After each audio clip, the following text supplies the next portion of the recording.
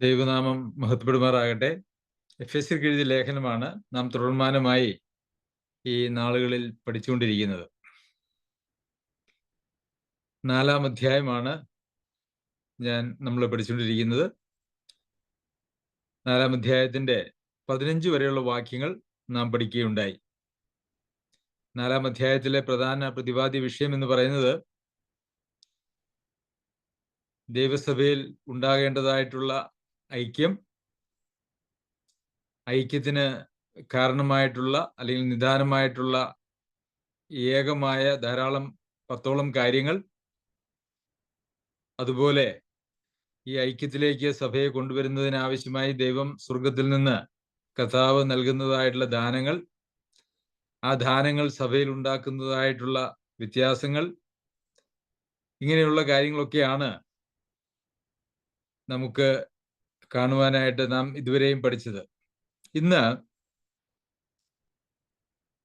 അതുപോലെ തന്നെ നമ്മൾ കണ്ട മറ്റൊരു കാര്യം, ഒരു സഭയിൽ ഉപദേശ സംബന്ധമായ ഐക്യം ഉണ്ടാകേണ്ടത് ആവശ്യമാണ്. വ്യത്യസ്തങ്ങളായിട്ടുള്ള അഭിപ്രായങ്ങളും ഉപദേശ വിഷയങ്ങളും താല്പര്യങ്ങളും ഒന്നും ഒരു സഭയെ സഭയാക്കുന്നില്ല. അവർക്കൊക്കെ ഏകാഭിപ്രായത്തിൽ അവരെ യോജിച്ചിരിക്കണം എന്നുള്ള കാര്യം വളരെ പ്രധാനപ്പെട്ട കാര്യമാണ്. ഇന്ന് ഞായറാഴ്ചയും നമ്മൾ പഠിച്ച ഒരു പ്രധാന കാര്യം അതുതന്നെയാണ്, പ്രത്യേകിച്ച് കൊരിന്ത്യർക്ക് എഴുതിയ ലേഖനത്തിൽ നോക്കുകയും. ശരി, 16 മുതലുള്ള ചില വാക്യങ്ങൾ നമുക്ക് ഇന്ന് നമ്മുടെ ധ്യാനത്തിനായിട്ട് എടുക്കാം. ശരീരം മുഴുവനും യുക്തമായി ചേർന്നും ഏകീഭവിച്ചും ഓരോ അംഗത്തിന്റെ അതത് വ്യാപാരത്തിനൊത്തവണ്ണം ഉദവി ലഭിപ്പാനുള്ള ഏത് സന്ധിയാലും സ്നേഹത്തിലുള്ള വർധനയ്ക്കായി അവനിൽ നിന്ന് വളർച്ച പ്രാപിക്കുന്നു. അപ്പോൾ ഇവിടെ ശരീരം മുഴുവനും യുക്തമായി ചേരണം എന്ന് വെച്ചാൽ എന്താണ്? ഒരു ശരീരത്തിലെ അവയവങ്ങളെല്ലാം യുക്തമായി ചേരണം എന്ന് പറഞ്ഞാൽ ശരീരത്തിന്റെ ശരിയായിട്ടുള്ള പ്രവർത്തനത്തിന് ആവശ്യമായ അവയവങ്ങളുടെ ഒരു ക്രമീകരണമുണ്ട്. നമുക്കറിയാം, കണ്ണിന് ഒരു സ്ഥാനമുണ്ട്. മനുഷ്യന്റെ ശരീരത്തിന്റെ പ്രവർത്തനങ്ങൾ നന്നായി മുമ്പോട്ട് പോകുന്നതിന് വേണ്ടി കണ്ണ് എന്നെ ദൈവം ക്രമീകരിച്ചിരിക്കുന്നത് ഒരു പ്രത്യേക സ്ഥാനത്താണ്. അതുപോലെ എല്ലാ അവയവങ്ങളും യുക്തമായി ചേർന്നാൽ മാത്രമേ അതിനെ ഒരു ശരീരമെന്ന് പറയുവാനായിട്ട് നമുക്ക് കഴിയുകയുള്ളൂ. അപ്പോൾ അതുപോലെ തന്നെ ദൈവസഭയിലും സഭയിലെ അംഗങ്ങൾ എല്ലാവരും യുക്തമായി ചേരേണ്ടത് ആവശ്യമാണ്. നാം പലപ്പോഴും ചിന്തിച്ചിട്ടുള്ള കാര്യങ്ങളാണ്. ദൈവസഭയെ നടത്തുന്നതായിട്ടുള്ള ആളുകളുണ്ട്, അവരുടെ ഭൗതിക ശുശ്രൂഷകൾ ചെയ്യുന്നതായിട്ടുള്ള ആളുകളുണ്ട്, അതുപോലെ തന്നെ സുവിശേഷ പ്രവർത്തനങ്ങൾക്ക് നേതൃത്വം കൊടുക്കുന്നതായിട്ടുള്ള ആളുകളുണ്ട്, പ്രവചന ശുശ്രൂഷ ചെയ്യുന്നതായിട്ടുള്ള ആളുകളുണ്ട്, അതുപോലെ സഹായം ചെയ്യുന്നതായിട്ടുള്ള സഹായം ചെയ്യുക എന്ന് പറയുന്നത് എല്ലാവരുടെയും ഉത്തരവാദിത്വമാണ്. എന്നാൽ അതിനുവേണ്ടി പ്രത്യേക കൃപ ലഭിച്ചതായിട്ടുള്ള ആളുകളുണ്ട്. അതിനെ സഹായം ചെയ്യാനുള്ള വരം എന്ന് നമ്മൾ പറയുന്നു. കരുണ കാണിക്കാനുള്ള വരം, ഭരിക്കുവാനായിട്ടുള്ള വരം, ഇങ്ങനെ വരങ്ങൾ വ്യത്യസ്തങ്ങളായിട്ടുള്ള നിലയിൽ എല്ലാവരിലും ദൈവം കൊടുത്തിട്ടുണ്ട്. ദൈവം അങ്ങനെ എനിക്ക് വരമൊന്നും തന്നിട്ടില്ല എന്ന് പറയാനായിട്ട് ആർക്കും കഴിയുകയില്ല. ഒരാൾക്ക് വരം അദ്ദേഹം ഉപയോഗിക്കുന്നില്ല എങ്കിൽ അതിൽ രണ്ടായിരിക്കാം അതിൻ്റെ കാരണം എന്ന് പറയുന്നത്. ഒന്ന്, അദ്ദേഹം വീണ്ടും ജനനം പ്രാപിച്ച് അദ്ദേഹത്തിൻ്റെ ഉള്ളിൽ ദൈവാത്മാവ് വന്നിട്ടില്ല എന്നുള്ളതായിരിക്കാം. കാരണം ആത്മാവ് എല്ലാവർക്കും കൃപാവരങ്ങളെ കൊടുക്കുന്നുണ്ട് എന്ന് നമ്മൾ വായിക്കുന്നു. രണ്ടാമത്തെ കാര്യം, അവർക്ക് ലഭിച്ച കൃപാവരത്തെ ഉപയോഗിക്കാതെ, ഒരുപക്ഷെ അവര് കൃപാവരത്തെ കുറിച്ച് ചിന്തിക്കുമ്പോൾ മേന്മയുള്ള കൃപാവരമെന്നോ മേന്മയില്ലാത്ത കൃപാവരമോ എന്നൊക്കെ മനുഷ്യന്റെ പാപ സ്വഭാവത്തിൽ വേർതിരിക്കാൻ സാധ്യതയുണ്ട്. ഒരു ഉദാഹരണത്തിന്, ഈ ദൈവവചനം പഠിപ്പിക്കുക, ഉപദേശിക്കുക, ഭരിക്കുക മുതലായിട്ടുള്ള വരങ്ങൾ വളരെ ശ്രേഷ്ഠമാണെന്നും എന്നാൽ മറ്റുള്ളവരെ സേവിക്കുന്ന, സഹായം ചെയ്യുന്ന, മറ്റുള്ളവരെ കരുതുന്ന കൃപാവരങ്ങൾ അത്രത്തോളം ജനശ്രദ്ധ ആകർഷിക്കാത്തതുകൊണ്ട് അത് ഒരുപക്ഷെ ഇച്ചിരി തരംതാണ കാര്യങ്ങളാണ്, അല്ലെങ്കിൽ അതിന് മഹത്വമില്ല എന്നൊക്കെ ചിന്തിക്കുന്ന ധാരാളം ആളുകൾ ഇന്ന് സഭകളിലൂടെ ഉണ്ട് എന്നുള്ളതൊരു യാഥാർത്ഥ്യമാണ്. എന്നാൽ പ്രിയമുള്ളവരെ, അതൊരു വലിയ ഭോഷത്വമാണ്, അതൊരു തെറ്റിദ്ധാരണയാണ്. ദൈവം നമുക്ക് നൽകിയിരിക്കുന്ന കൃപാവരം അതെന്താണോ അത് ദൈവനാമ മഹത്വത്തിന് വേണ്ടി ഉപയോഗിക്കുക എന്നുള്ളതാണ് നമ്മെ സംബന്ധിക്കുന്നതായിട്ടുള്ള ദൈവേഷ്ടം എന്ന് പറയുന്നത്. നമുക്ക് ഏതെങ്കിലും ഒരു വരം നമുക്ക് പ്രത്യേക താല്പര്യമുണ്ട് എങ്കിൽ അത് ദൈവത്തോട് നമുക്ക് ചോദിക്കുവാനായിട്ട് കഴിയും. ശ്രേഷ്ഠവരങ്ങളെ വാഞ്ചിപ്പിൻ എന്ന് നമ്മൾ വായിക്കുന്നുണ്ട്. എന്നാൽ അതിശ്രേഷ്ഠമായ ഒരു മാർഗം ഞാൻ കാണിച്ചു തരാമെന്നുള്ളത് അതിനെക്കുറിച്ച് പറയുന്ന രണ്ടാമത്തെ തൊട്ടടുത്ത വാക്യമാണ്. പലപ്പോഴും ഈ വരങ്ങൾ ദൈവം ദാനമായി നൽകുന്നതായ പരിശുദ്ധാത്മാവിന്റെ നൽകുന്നതായിട്ടുള്ള വരങ്ങൾ അത് മനുഷ്യന്റെ മഹത്വത്തിന് വേണ്ടിയിട്ട് ഉപയോഗിക്കുന്നു എന്നുള്ളതിലാണ് ഇതിന്റെ അപകടം കിടക്കുന്നത്. മറ്റുള്ളവരിൽ നിന്ന് പ്രത്യേക ബഹുമാനവും ഒക്കെ ആഗ്രഹിക്കുന്ന, മറ്റുള്ളവരുടെ അംഗീകാരം ആഗ്രഹിക്കുന്നതായിട്ടുള്ള ആളുകൾക്ക് പലപ്പോഴും അങ്ങനെ മറ്റുള്ളവരുടെ മുമ്പിൽ വളരെ തെളിവായി വരുന്ന അല്ലെങ്കിൽ വെളിവാക്കപ്പെടുന്ന കൃപാവരങ്ങൾ അവർക്ക് ആഗ്രഹമുണ്ടാകും. അതിന്റെ അവരുടെ ലക്ഷ്യം എന്ന് പറയുന്നത് അവരുടെ സ്വാർത്ഥമായിട്ടുള്ള മോഹങ്ങളാണ്. അതല്ലാതെ ദൈവത്തിന് പ്രയോജനപ്പെടുക, ദൈവസഭയെ ശുശ്രൂഷിക്കുക എന്നുള്ള കാര്യമായിരിക്കുകയില്ല. അതുകൊണ്ട് തന്നെ അങ്ങനെയുള്ള ആളുകളിലൂടെയുള്ള ദൈവിക പ്രവർത്തനവും എപ്പോഴും ഒരു പ്രവർത്തനത്തിന് ദൈവത്തിന് അവരെ ഉപയോഗിക്കാനായിട്ട് കഴിയില്ല എന്നുള്ളതാണ് ഒരു യാഥാർത്ഥ്യം. കാരണം ദൈവം നൽകുന്നതായിട്ടുള്ള ദാനങ്ങൾ, കൃപാവരങ്ങൾ, അതിന് ഒരു മഹത്വവും മനുഷ്യനെടുക്കുവാനായിട്ട് പാടുള്ളതല്ല. അതിന്റെ എല്ലാ മഹത്വവും ദൈവത്തിന് തന്നെ ഉള്ളതാണ്. അപ്പോൾ ദൈവസഭയിലെ എല്ലാവരും യുക്തമായി ചേരേണ്ടത് ആവശ്യമാണ്. യുക്തമായി ചേരുക എന്ന് പറഞ്ഞാൽ ഓരോരുത്തർക്കും ദൈവം കൊടുത്തിരിക്കുന്ന കൃപാവരം എന്ത് എന്നുള്ളത് മനസ്സിലാക്കി അതിന് വിധേയപ്പെട്ട് ആ ഒരു കൃപാവരം ഉപയോഗിക്കുന്ന, താലന്ത് ഉപയോഗിക്കുന്ന തലത്തിൽ അവരെ തന്നെ സഭയിൽ പൊസിഷൻ ചെയ്യണം, അല്ലെങ്കിൽ അവരെ തന്നെ അങ്ങനെ തന്നെ അതിന് നിർത്തണം. ഇതാണ് അതുകൊണ്ട് ഉദ്ദേശിക്കുന്നതായിട്ടുള്ളൊരു കാര്യം. അങ്ങനെ യുക്തമായി ചേർന്നും പിന്നീട് തൊട്ടടുത്ത വാക്ക് നാം വായിക്കുന്നത് ഏകീഭവിച്ചും. അപ്പോൾ ഒരു ഏകീഭാവം അല്ലെങ്കിൽ യോജിപ്പ് എന്ന് പറയുന്നത് അതിലൂടെ വരേണ്ടത് ആവശ്യമാണ്. നമുക്കറിയാം, നമ്മുടെ കണ്ണെടുത്ത് തലയുടെ പുറകിൽ വെച്ചാലോ, ചെവി തിരിച്ചു വെച്ചാലോ, കൈയൊക്കെ എടുത്ത് നമ്മളുടെ പുറത്ത് ഫിറ്റ് ചെയ്താലൊന്നും ഒരു അങ്ങനെയുള്ള ക്രമീകരണങ്ങളൊന്നും ശരീരത്തിന്റെ മുമ്പോട്ടുള്ള പ്രവർത്തനത്തിന്, ജീവിതത്തിന് സഹായകരമാകുകയില്ല എന്ന് മാത്രവുമല്ല, അത് ശരീരത്തിന് അഭംഗിയുമാണ്, അത് പ്രയോജനകരമാകുകയുമില്ല. ഈ രണ്ട് പ്രശ്നങ്ങളും നമുക്ക് കാണുവാനായിട്ട് കഴിയും. അപ്പോൾ ഒരു ഏകീകരണത്തിലേക്ക്, ഏകീഭാവത്തിലേക്ക് വരേണ്ടത് ആവശ്യമാണ്. ദൈവസഭയെക്കുറിച്ച് ചിന്തിക്കുമ്പോഴെല്ലാം ബൈബിളിൽ ഉടനീളം നാം കാണുന്നത് ഈ ഒരു ഏകീഭാവത്തെ കുറിച്ചാണ്. ദൈവസഭയിൽ, കർത്താവിന്റെ ശരീരമായിരിക്കുന്ന ദൈവസഭയിൽ വ്യത്യസ്തങ്ങളായിട്ടുള്ള അഭിപ്രായങ്ങൾക്കോ വ്യത്യസ്തങ്ങളായിട്ടുള്ള നിലപാടുകൾക്കോ യാതൊരു വക പ്രസക്തിയും ഇല്ല. അങ്ങനെയുള്ള നിലപാടുകൾ സൂക്ഷിച്ചുകൊണ്ട് ഞാൻ എൻ്റെ നിലപാടിനനുസരിച്ച് നിൽക്കും, ഞാൻ എൻ്റെ ഇഷ്ടമനുസരിച്ച് നിൽക്കും, മറ്റുള്ളവർ എന്ത് പറഞ്ഞാലും അതൊന്നും എനിക്ക് വിഷയമല്ല എന്ന് പറയുന്നതായിട്ടുള്ള ഒരു പരിപാടി ദൈവസഭയിൽ ഒരിക്കലും ഇല്ല. അവർക്ക് ഒരിക്കലും ദൈവസഭയുടെ അംഗമാണ് എന്ന് അവർക്ക് കരുതുവാൻ ആവശ്യമില്ല. അവരൊരിക്കലും അംഗമാകുകയില്ല. ഒരുപക്ഷെ ഒരു കൂട്ടത്തിൽ അവരംഗമാണെങ്കിലും ദൈവം അവരെ ആ സഭയുടെ ഒരു ഭാഗമായിട്ട് പരിഗണിക്കുന്നില്ല എന്നുള്ളതാണ്. അതുകൊണ്ട് യുക്തമായി ചേരുകയും ഏകീഭവിക്കുകയും ചെയ്യേണ്ടത് ആവശ്യമാണ്. കൈക്ക് ഒരിക്കലും നമ്മുടെ ശരീരത്തോട് ചേർന്ന് നിന്നിട്ട് ഞാൻ ശരീരത്തിന്റെ പ്രവർത്തനങ്ങളോട് ഞാൻ ഏകോപനത്തിൽ നിലനിൽക്കുകയില്ല എന്ന് പറയുവാനായിട്ട് കഴിയുകയില്ല. ഇവിടെയുള്ള ഒരു പ്രശ്നം എന്ന് പറയുന്നത്, നമ്മൾ ശരീരം എന്ന് പറയുമ്പോഴൊക്കെ ശരീരത്തിന്റെ അവയവങ്ങൾ അതിനനുസരിച്ച് അത് പ്രവർത്തിക്കുമെന്നുള്ളത് ഒരു യാഥാർത്ഥ്യമാണ്. എന്നാൽ ഇവിടെ അവയവങ്ങൾ എന്ന് പറയുന്നത് വ്യക്തികളാണ് എന്നുള്ളത് കൊണ്ട് തന്നെ അതിന് വ്യക്തികളുടെ ഭാഗത്തു നിന്നും വളരെ മനഃപൂർവമായ ഒരു താല്പര്യവും ഉത്സാഹവും ഈ മേഖലകളിൽ ആവശ്യമാണ്.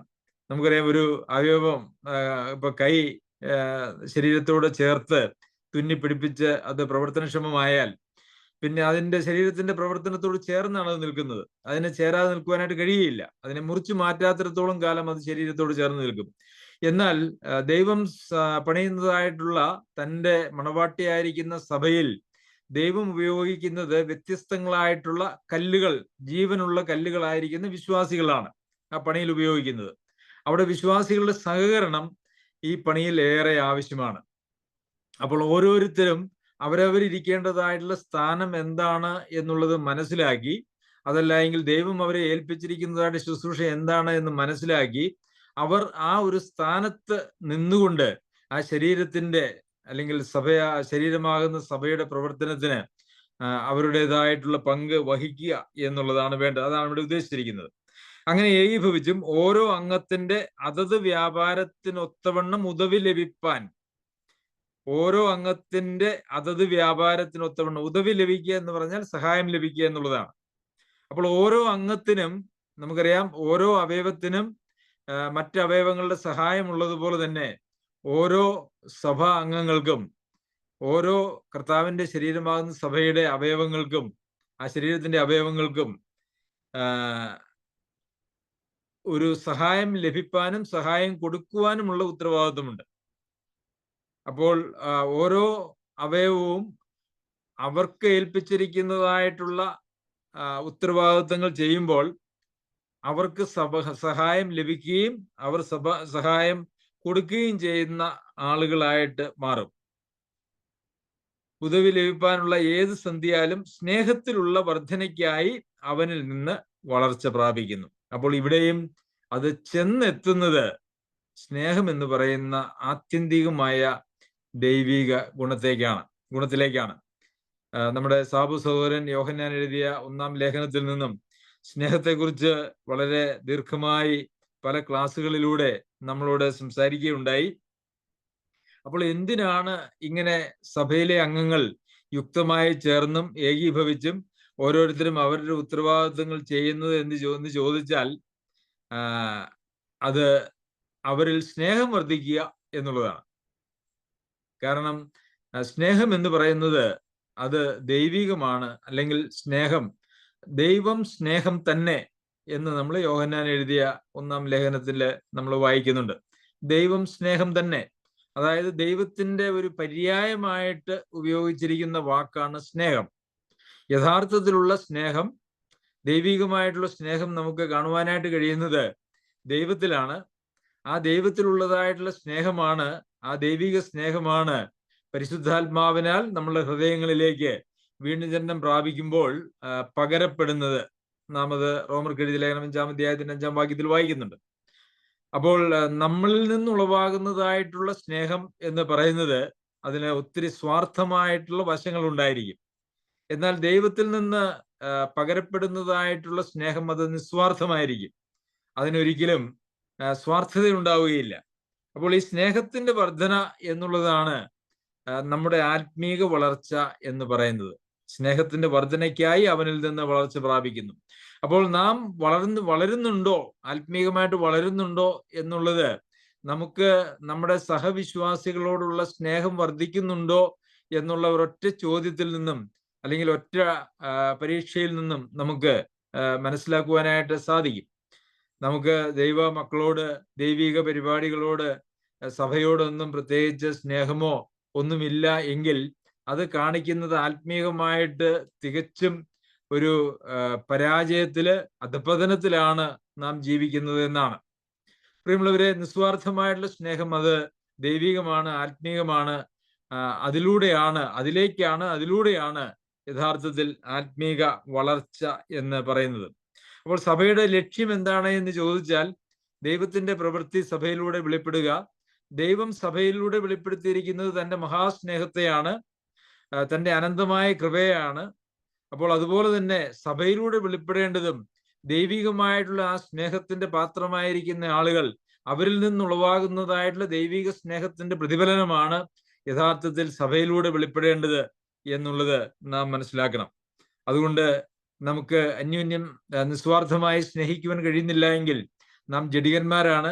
ആത്മീയമായിട്ടുള്ള യാതൊരു വക ഗുണങ്ങളും നമ്മിലില്ല എന്നുള്ളത് നാം നമ്മെക്കുറിച്ച് തന്നെ ഓർക്കേണ്ടത് ആവശ്യമാണ്.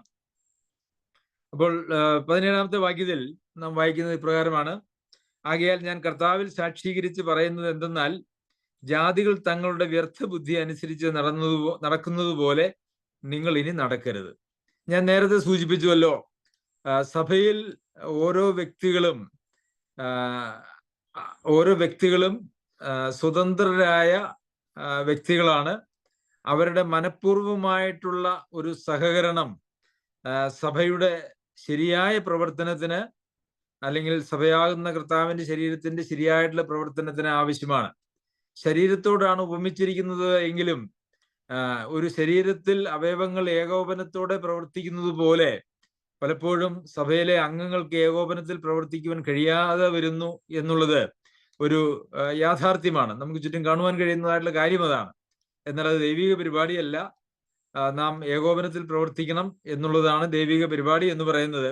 അതിന് നമുക്ക് വേണ്ടത് അതിനുള്ള ഒരു സമർപ്പണമാണ്. എങ്ങനെയാണ് യഥാർത്ഥത്തിൽ അങ്ങനെയുള്ള ഒരു സമർപ്പണത്തിലേക്ക് നാം എത്തുക എന്ന് ചോദിച്ചാൽ, നമ്മൾ എഫേസ്യർക്ക് എഴുതിയ ലേഖനം പഠിച്ച് മുമ്പോട്ട് പോകുമ്പോൾ നമുക്കവിടെ കാണാൻ കഴിയുന്ന ഒരു പദപ്രയോഗമുണ്ട്. ക്രിസ്തുവിന്റെ ഭയത്തിൽ അന്യോന്യം കീഴ്പ്പെട്ടിരിക്കുവിൻ. നാം ഒരു ശരീരത്തിന്റെ അവയവങ്ങളായിട്ട് നിലനിൽക്കുന്നത് അന്യോന്യം കീഴ്പ്പെട്ടിരിക്കുന്നതിലൂടെയാണ്. നമ്മുടെ ഏതെങ്കിലും ഒരവയവം മറ്റ് അവയവങ്ങളുടെ മേൽ ഞാനാണ് നിങ്ങളുടെ എല്ലാം അധികാരി, ബോസ് എന്ന് പറയുകയില്ല. എല്ലാ അവയവങ്ങളും മറ്റ് അവയവങ്ങൾക്ക് കീഴ്പ്പെട്ടാണ് ഇരിക്കുന്നത്. അതുപോലെ തന്നെ ക്രിസ്തു സഭയിലും അന്യോന്യം കീഴ്പ്പെട്ടിരിക്കുക എന്ന് പറയുന്നത് അവിടെ പ്രധാനപ്പെട്ട കാര്യമാണ്. ആ കീഴ്പ്പെടലിൽ എല്ലാവരും ഉൾപ്പെടുന്നുണ്ട്. സഭയിൽ ശുശ്രൂഷ ചെയ്യുന്ന ആളുകൾ ഉൾപ്പെടെ എല്ലാവരും അന്യോന്യം കീഴ്പ്പെട്ടിരിക്കുക എന്ന് പറയുന്ന പ്രമാണത്തിന് വിധേയരാണ്. അതിനുള്ള ഉത്തരവാദിത്വം അവർക്കുണ്ട്. അങ്ങനെ കീഴ്പ്പെടുക എന്ന് പറഞ്ഞാൽ ആരുടെയെങ്കിലും സ്വാർത്ഥതയ്ക്ക് കീഴ്പ്പെടുകയോ വഴങ്ങിക്കൊടുക്കുകയോ എന്ന് അല്ല അതിന്റെ അർത്ഥം.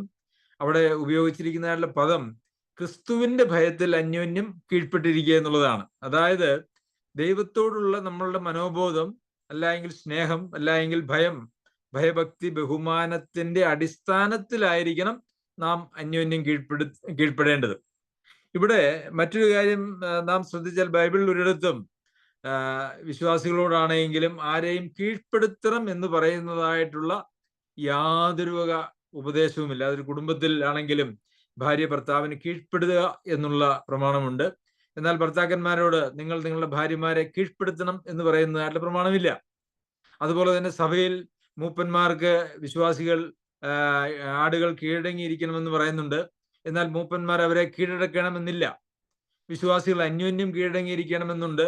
എന്നാൽ അന്യോന്യം നിങ്ങൾ കീഴ്പ്പെടുത്തണം എന്ന് ബൈബിളിലില്ല. ക്രിസ്തുവിന്റെ ഭയത്തിൽ ഒരാൾ ജീവിച്ചാൽ അവര് മറ്റുള്ളവർക്ക്, അല്ലെങ്കിൽ അവരുടെ മേൽ ദൈവമാക്കി വെച്ചിരിക്കുന്നതോ അല്ലെങ്കിൽ മറ്റ് സഹവിശ്വാസികൾക്കോ കീഴ്പ്പെടുക എന്ന് പറയുന്നത് സ്വാഭാവികമായിട്ട് വരുന്നതായ ഒരു കാര്യമാണ്. കാരണം അത് ക്രിസ്തുവിന്റെ ഭയത്തിൽ നിന്ന് ഉളവാകുന്നതായിട്ടുള്ള കാര്യമാണ്. അത് സ്വയത്തിൽ നിന്ന് ഉളവാകുന്നതായിട്ടുള്ള കാര്യമല്ല. സ്വയത്തിൽ നിന്ന് ഉളവാകുന്നത് എപ്പോഴും മത്സരമാണ്, തർക്കമാണ്, അതുപോലെ വെല്ലുവിളികളാണ്, പരാതികളാണ്, പെറുപിറുപ്പുകളാണ്. ഇതൊക്കെയാണ് സ്വയത്തിൽ നിന്ന് ഉളവാകുന്നതായിട്ടുള്ള കാര്യങ്ങൾ. എന്നാൽ നമുക്ക് നോക്കിയാൽ ക്രിസ്തുവിന്റെ ഭയത്തിൽ നിന്ന് നമുക്ക് ക്രിസ്തുവിന്റെ ഭയത്തിൽ നിലനിൽക്കുന്ന ആളുകൾക്ക് അന്യോന്യം കീഴ്പ്പെട്ടിരിക്കുവാനായിട്ട് സാധിക്കും. അപ്പോൾ ഇവിടെ ഓരോ അവയവങ്ങളും മറ്റ് അവയവങ്ങൾക്ക് സ്വാഭാവികമായി കീഴ്പ്പെട്ടിരിക്കുമ്പോഴാണ് ഒരു ശരീരമായിട്ട് സഭയ്ക്ക് പ്രവർത്തിക്കുവാനായിട്ട് കഴിയുന്നത്. അതുകൊണ്ടാണ് ഇവിടെ പൗലോസ് അപ്പോസ്തലൻ അടുത്ത വാക്യത്തിൽ പറയുന്നത്, ഞാൻ കർത്താവിൽ സാക്ഷീകരിച്ച് പറയുന്നത് എന്തെന്നാൽ, ജാതികൾ തങ്ങളുടെ വ്യർത്ഥ ബുദ്ധി അനുസരിച്ച് നടക്കുന്നത് പോലെ നിങ്ങൾ ഇനി നടക്കരുത്. അപ്പോൾ ജാതികൾ എന്ന് പറഞ്ഞാൽ വിശ്വാസികളല്ലാത്തതായ ആളുകൾ എല്ലാവരും, കർത്താവിലേക്ക് വരാത്തതായിട്ടുള്ള എല്ലാ ആളുകളെയും ഒരുമിച്ച് പറഞ്ഞിരിക്കുന്നതായിട്ടുള്ള പ്രയോഗമാണ്. അവരുടെ വ്യർത്ഥ ബുദ്ധി അനുസരിച്ച് നടക്കുന്നത് പോലെ നിങ്ങൾ ഇനി നടക്കരുത് എന്ന് പറഞ്ഞാൽ, അവിടെ നമുക്ക് കാണാനായിട്ട് കഴിയുന്നത് അങ്ങനെ നടക്കാനായിട്ടുള്ള സാധ്യതയുണ്ട്, അല്ലെങ്കിൽ അങ്ങനെ നടക്കാൻ കഴിയും എന്നുള്ളത് തന്നെയാണ്. അതുകൊണ്ടാണല്ലോ നടക്കരുത് എന്ന് പറയുന്നത്.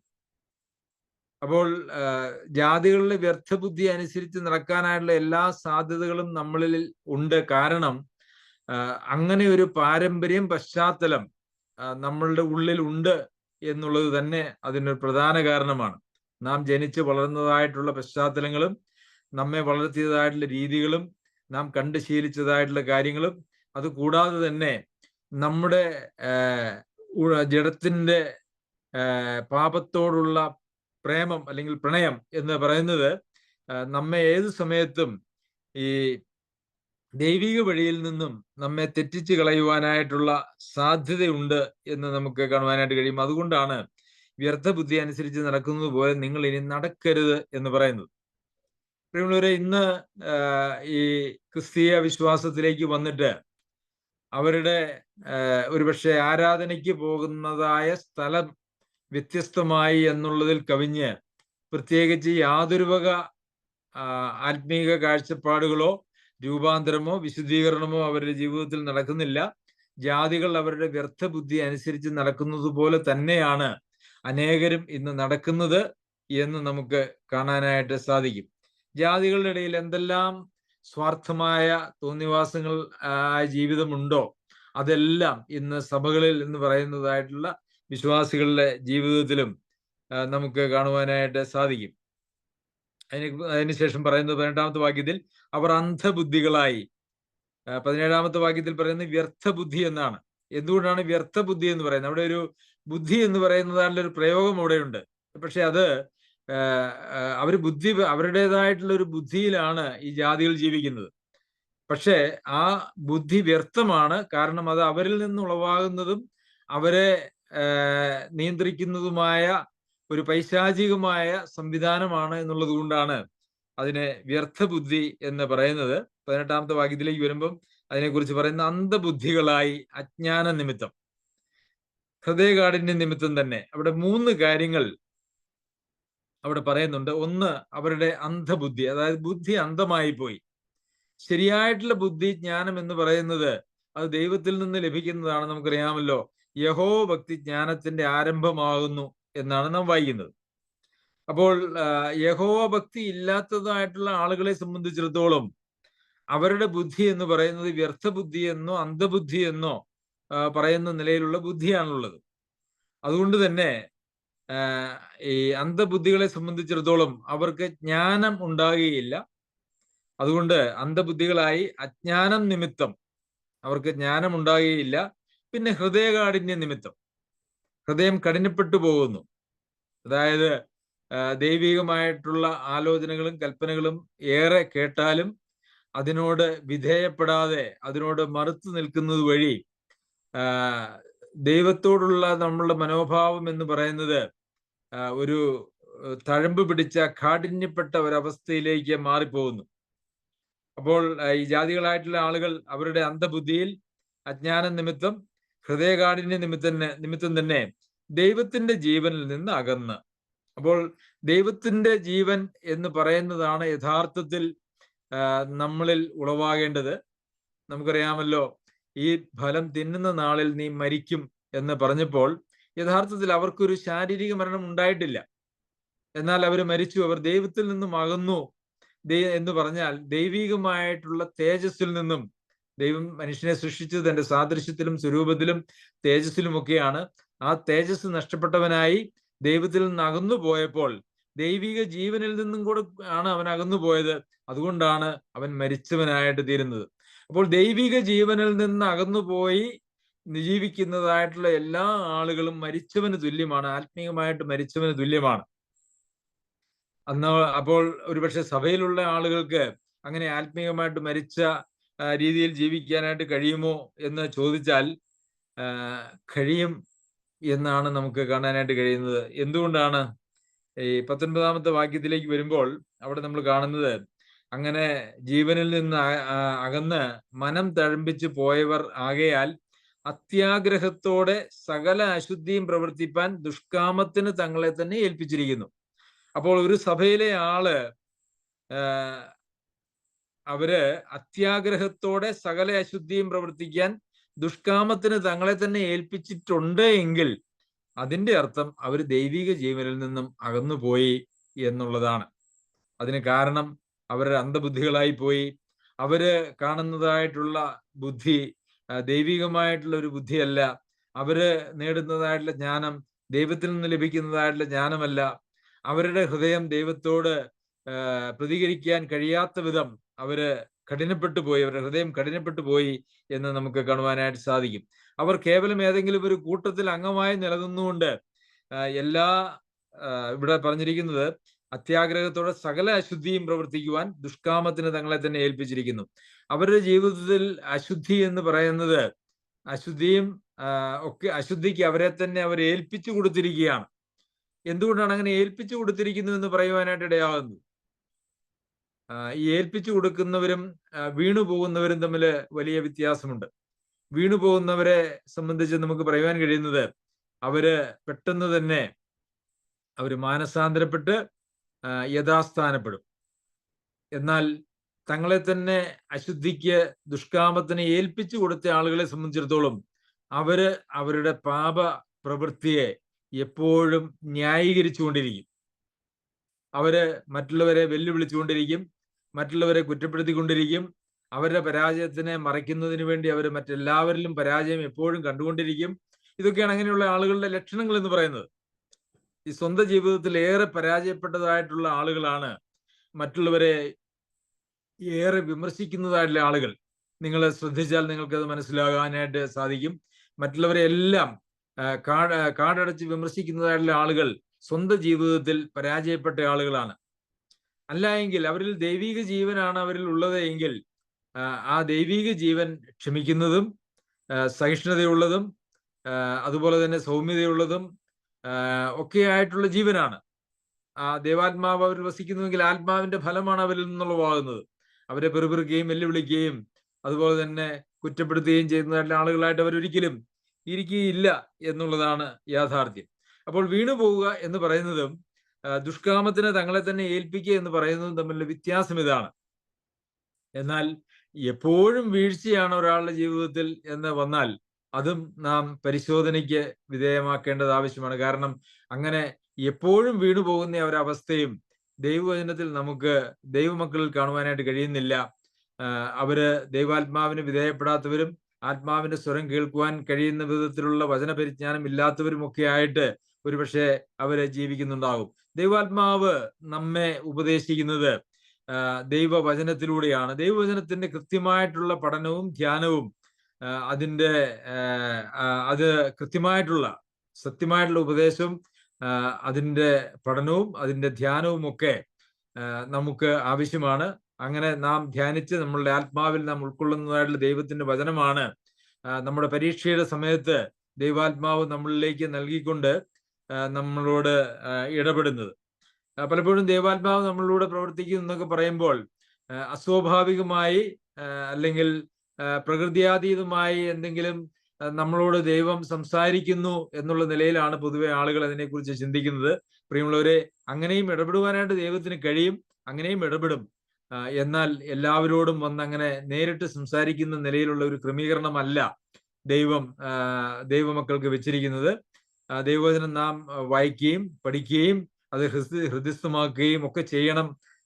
ഇപ്പോൾ ജനിച്ച ശിശുക്കളെ പോലെ വചനമെന്ന മായമില്ലാത്ത പാൽ കുടിപ്പൻ വാഞ്ചിപ്പൻ എന്നൊക്കെ നമ്മൾ വായിക്കുന്നത് നാം വായിച്ച് നമ്മളുടെ ആത്മാവിന്റെ ഭാഗമായി വിശ്വാസത്തിന്റെ ഭാഗമായി തീർന്നിരിക്കുന്ന ദൈവവചനത്തിലൂടെയാണ് ദൈവാത്മാവ് നമ്മെ ഉപദേശിക്കുന്നതും നടത്തുന്നതും. അതുകൊണ്ട് അത് സത്യമായി കൃത്യമായി നമ്മുടെ ജീവിതത്തിൽ ഉളവാകേണ്ടത് ആവശ്യമാണ്.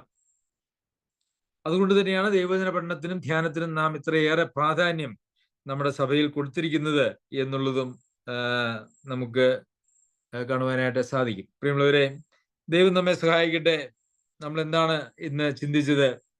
എല്ലാ ദൈവമക്കൾക്കും അവരെ യുക്തമായി ചേർന്ന് ഏകീഭവിക്കേണ്ടതായിട്ടുള്ള ആവശ്യമുണ്ട്. സഭ എന്ന് പറയുന്നത് ജീവനുള്ള കല്ലുകളായ നാം എല്ലാവരും ജീവനുള്ള കല്ലായ കർത്താവായ യേശുക്രിസ്തുവിന്റെ അടുക്കൽ വന്നിട്ട് നാം എല്ലാവരും യുക്തമായി ചേർന്ന് ഏകീഭവിച്ച് ഓരോ അംഗത്തിനും ലഭിക്കുവാനായിട്ടുള്ള ഉദവി അല്ലെങ്കിൽ സഹായം, എല്ലാവർക്കും എല്ലാവരിൽ നിന്നും ലഭിക്കുവാനായിട്ടുള്ള സഹായം അങ്ങനെ ലഭിച്ച് ആത്യന്തികമായി സ്നേഹത്തിൽ വളരണം. സ്നേഹത്തിന്റെ വളർച്ചയാണ്, അല്ലെങ്കിൽ സ്നേഹത്തിൽ നാം വളരുന്നതാണ് നമ്മുടെ ക്രിസ്തീയ ജീവിതത്തിന്റെ വളർച്ചയുടെ ഉരകല്ല് എന്ന് പറയുന്നത്. നാം എത്രത്തോളം ദൈവവചനം പഠിച്ചു എന്നോ പഠിപ്പിക്കുന്നു എന്നുള്ളതല്ല, നമുക്ക് എത്രത്തോളം ദൈവവചനം കാണാപ്പാഠം അറിയാമെന്നുള്ളതല്ല, മറിച്ച് സ്നേഹത്തിൽ നാം എത്രത്തോളം വളർന്നിട്ടുണ്ട് എന്നുള്ളതാണ് നമ്മളുടെ ക്രിസ്തീയ ജീവിതത്തിന്റെ വളർച്ചയുടെ അടിസ്ഥാനം എന്ന് പറയുന്നത്. അതുപോലെ നമ്മുടെ സഹകരണം ഈ പ്രവർത്തനത്തിൽ, ഈ ക്രിസ്തീയ ജീവിതത്തിൽ ദൈവത്തിന് ആവശ്യമാണ്. ദൈവം ആരെയും നിർബന്ധിച്ച് ഒന്നും ചെയ്യിപ്പിക്കുന്ന ദൈവമല്ല. ദൈവം ആലോചനകൾ തന്റെ വചനത്തിലൂടെ നൽകും. ആത്മാവ് നമുക്ക് ആലോചനകൾ നൽകും. ദൈവവചനം പഠിപ്പിക്കുന്നതായിട്ടുള്ള ആളുകൾ, സഹോദര സഹോദരിമാരൊക്കെ നമുക്ക് ആവശ്യമായിട്ടുള്ള പ്രബോധനങ്ങളൊക്കെ നൽകും. അതൊക്കെ കേൾക്കാനും അതൊക്കെ നമ്മുടെ വിശ്വാസമായി പരിണമിക്കുവാനും കഴിയുന്നവർക്ക് മാത്രമേ അങ്ങനെ ആത്മീയമായിട്ട് വളരുവാനായിട്ട് കഴിയുള്ളൂ. അതല്ല എങ്കിൽ വ്യർത്ഥ ബുദ്ധിയും അന്ധബുദ്ധിയും അജ്ഞാനവും ഹൃദയകാഠിന്യവും നിമിത്തം ദൈവത്തിന്റെ ജീവനിൽ നിന്ന് അകന്നുപോയ ആദാം ഹവ്വാമാരെ പോലെ ദൈവത്തിന്റെ ജീവനിലേക്ക് വന്നതിന് ശേഷവും ആ ജീവനിൽ നിന്ന് അകന്നുപോയി അത്യാഗ്രഹത്തോടെ എല്ലാ അശുദ്ധിയും പ്രവർത്തിക്കുന്ന ആളുകളായിട്ട് തീരുവാൻ സാധ്യതയുണ്ട്. അങ്ങനെ തീർന്നതായിട്ടുള്ള ആളുകളെ കുറിച്ച് പുതിയ നിയമത്തിൽ നമുക്ക് കാണുവാനായിട്ട് കഴിയും. വിശ്വാസം വിട്ടുപോയവരും തള്ളിക്കളഞ്ഞവരും അതുപോലെ തന്നെ തെറ്റായിട്ടുള്ള വഴികളിലേക്ക് പോയവരുമായിട്ടുള്ള ധാരാളം ആളുകളെ കുറിച്ച് നമുക്ക് കാണുവാനായിട്ട് സാധിക്കും. പ്രിയമുള്ളവരെ, ദൈവം നമ്മെ സഹായിക്കട്ടെ. ദൈവവചനത്തിന്റെ ധ്യാനവും പഠനവും നാം ദൈവസന്നിധിയിൽ ഏറെ വളരുന്നതിന്, സ്നേഹത്തിൽ വളരുന്നതിന്, അല്ലെങ്കിൽ വളർച്ച സ്നേഹത്തിലൂടെ പ്രതിഫലിപ്പിക്കുന്നതിന് നമ്മെ ദൈവം സഹായിക്കട്ടെ. അവന്റെ അതിപരിശുദ്ധ നാമം വാഴ്ത്തപ്പെടുമാറാകട്ടെ.